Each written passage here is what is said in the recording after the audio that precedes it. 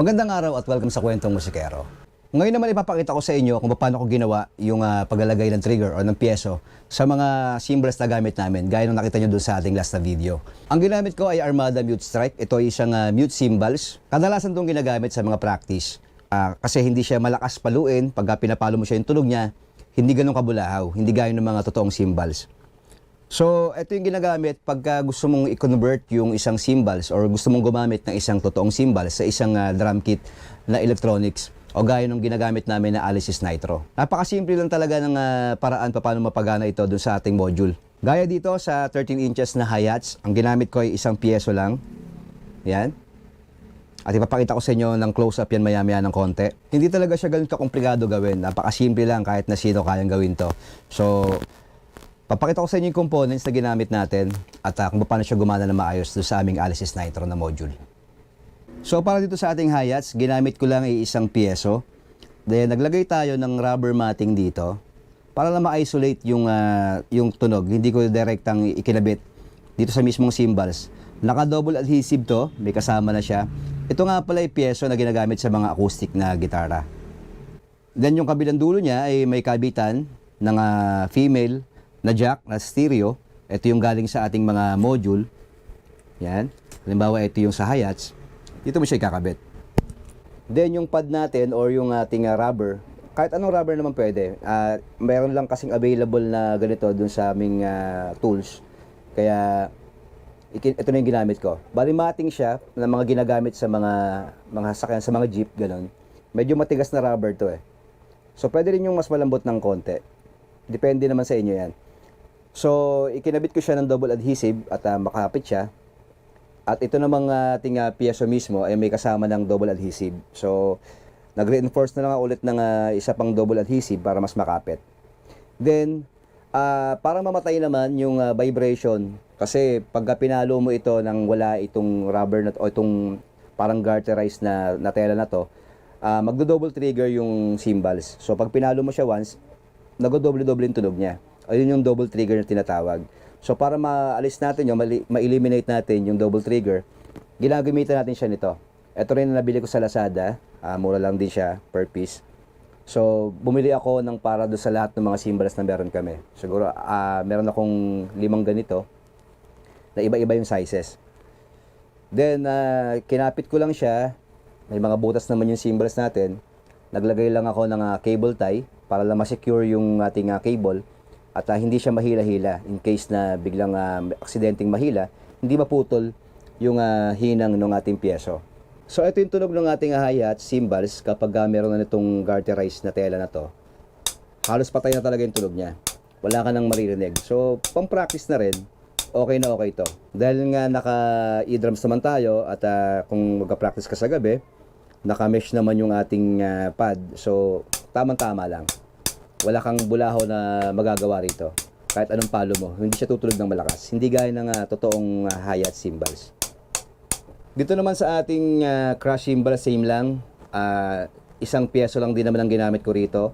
Halos parehas lang sila ng pagkakayari. Kung ano yung ginawa ko rito, yun ang din ang ginawa ko rito sa ating crash. Ito yung ginamit ko yung 16 na crash cymbals.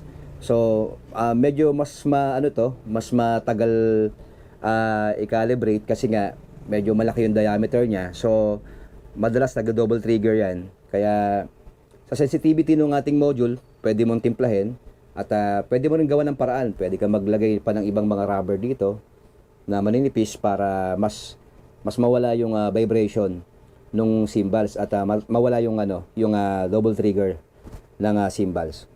Para naman sa ride, ginamit ko yung 20 na pang ride talaga. Hindi naman kailangan gamitin yung 20 or 16 or 13 kasi depende naman kung saan mo siya i-assign. Sa module, kahit nga ganong kaliit, tutunog naman yan eh. Kaya lang, syempre, yung looks at yung feel, syempre, isasama na natin. Total, nandito na rin naman. Kaya ginamit na rin natin. Dito naman sa ating ride, dalawa yung trigger na ginamit ko or yung pieso.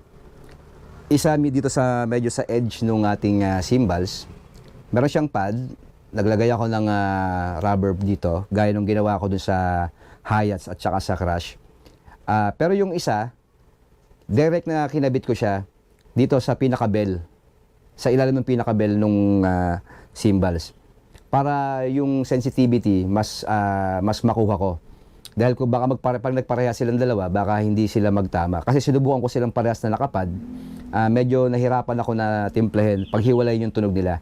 So ginawa ko is nakadirect na nakakabit yung isa dun sa mismong ilalim ng bell, at yung isa naman ay nakapad sa mismong edge ng ating cymbals.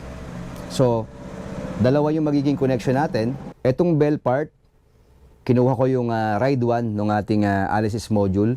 Then, ito namang pinaka-edge naman, ito yung ginamit ko na pang-crash. Kumuha ko ng isa pang instrument cable or isang PL.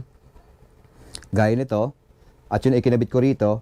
Then, sa module naman, doon ako nag-connect sa crash 2. Then pinili ko na lang doon yung patch nung yung number nung crash at nung bell. So ipapakita ko sa inyo ngayon 'yan.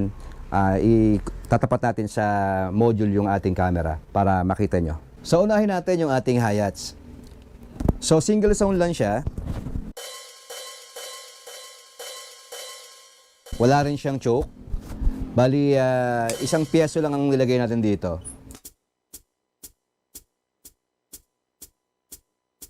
Maganda naman yung response ng ating pieso. Wala rin siyang double trigger na malakas yung palo natin. Pag open hi-hats,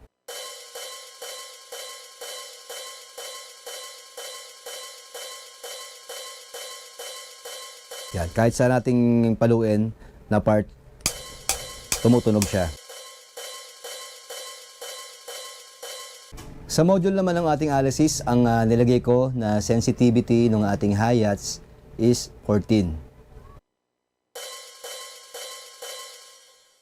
So, ayan siya.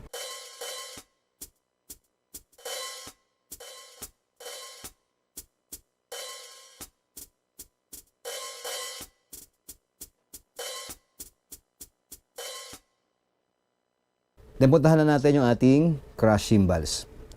So yung ating crash na cymbals ay single sound lang din, isang pieso lang din ang nakalagay sa kanya, at ito yung kanyang tunog.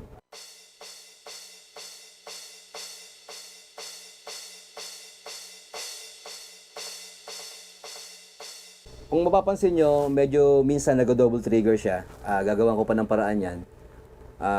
Kasi itong medyo manipis itong crash cymbals na to eh. So may tendency talaga siya na mag-double trigger dahil kailangan mapatay natin ng todo yung vibration ng mismong cymbals natin. So gawan ko pa ng paraan to. Pero nagagamit naman namin ng maayos so far. Pero hindi lang ako mapakali kaya hanap pa tayo ng paraan paano siya mapapaayos.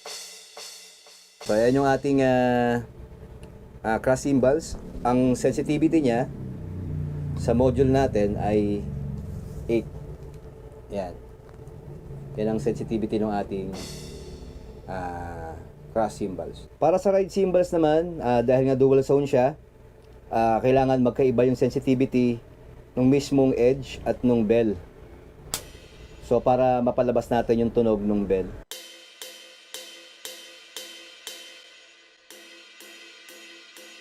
Kailangan hiwalay talaga yung tunog ng dalawa. Pero minsan, sumasama pa rin talaga yung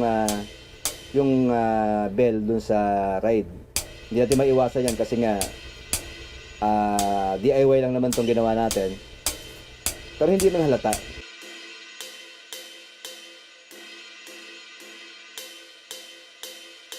So ang ginawa ko, ang sensitivity nila, para dun sa bell natin, eto, ang ginamit ko para sa bell ay yung ride. Ang sensitivity niya is 14. Para sa crash 2 naman, ang ginamit nating sensitivity ay 4. So ang mangyayari, hindi kailangan malakas ang palo doon sa bell. Kahit na mahinang palo lang, dahil mataas yung sensitivity niya, tutunog siya.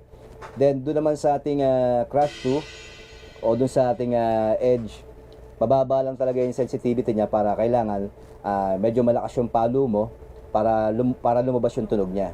So painggan ulit natin yung ating ride cymbals. Ito, ang sensitivity niya ay 14.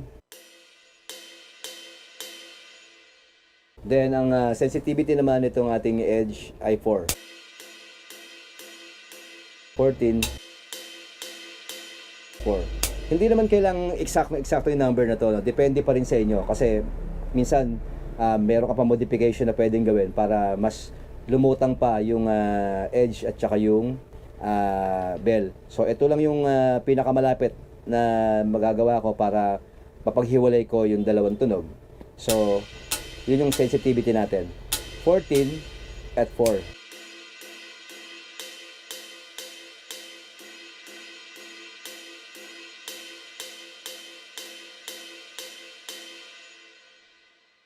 At yan yung ating maiksing tutorial kung paano maglagay ng mga trigger sa ating mga mute cymbals na magagamit natin sa ating mga e-drums. At kung nagustuhan mo naman ang video na ito, huwag kalimutang i-like, mag-subscribe at syempre i-share natin sa iba. Muli ako po si Bal at itong Kwentong Musikero.